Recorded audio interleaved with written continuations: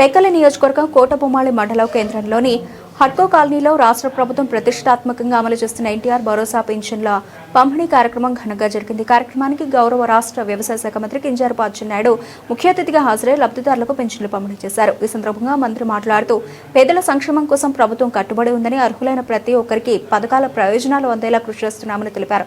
కార్యక్రమంలో జిల్లా కలెక్టర్ స్వప్నిల్ దినకర్ పుట్కర్, అలాగే పిఎస్సిఎస్ మాజీ అధ్యక్షులు కింజరపు హరివర ప్రసాద్, టెక్కలి ఆర్డీఓ కృష్ణమూర్తి, కూటమి నాయకులు, కార్యకర్తలు, స్థానిక ప్రజలు పెద్ద ఎత్తున పాల్గొన్నారు. ఈ కార్యక్రమం యొక్క ఉద్దేశం ఏమిటంటే ప్రతి నెల 1వ తారీఖున ఒకవేళ 1వ తారీఖు ఆదివారం పడినా ఇతర సెలవు దినాలు పడినా ఒకరోజు ముందే ముఖ్యమంత్రి గారి నుంచి గ్రామంలో ఉన్నటువంటి ప్రజాప్రతినిధి వరకు, చీఫ్ సెక్రటరీ నుంచి గ్రామంలో ఉన్నటువంటి సచివాలయం కార్యదర్శి వరకు ప్రజల దగ్గరికి వెళ్ళి మనం ఇస్తున్నటువంటి పింఛన్లు ఇంటింటికి వెళ్ళి పంపిణీ చేసే కార్యక్రమం.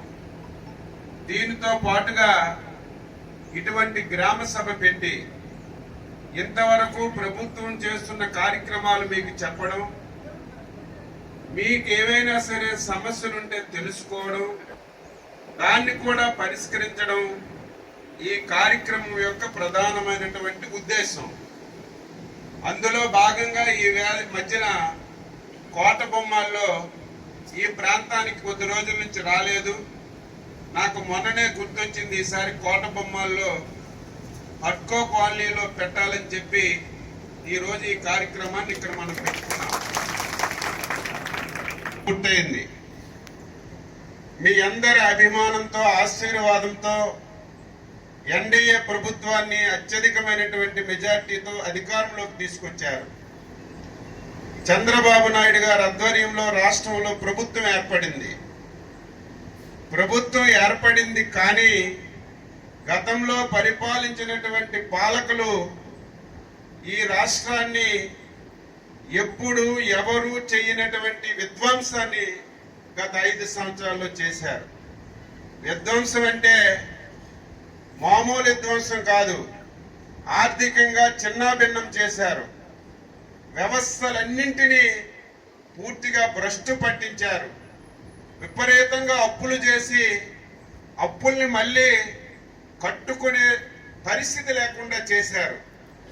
మేము అధికారంలోకి వచ్చాము కానీ ఇన్ని ఇబ్బందులు, ఇన్ని సమస్యలు ఈ రాష్ట్రంలో ఉన్నాయి. మేము కూడా ఎలక్షన్లలో చాలా మందికి చాలా హామీలు ఇచ్చాం. ఈ హామీలన్నీ మేము నెరవేర్చగలమా, చెప్పినటువంటి పనులు చెయ్యగలమని భయంతో రాష్ట్రంలో పాలన ప్రారంభించాం. మన రాష్ట్రానికి ముఖ్యమంత్రి కావడం ఈ రాష్ట్రంలో ఉన్నటువంటి 5 కోట్ల మంది చేసినటువంటి అదృష్టం అని చెప్పి నేను ఘంటాపథంగా చెప్పదలిచాను. ఆయన లేకపోతే ఈ పరిస్థితులు మనకుండేవి కాదు. ఆయన 50 సంవత్సరాల రాజకీయ అనుభవం, 4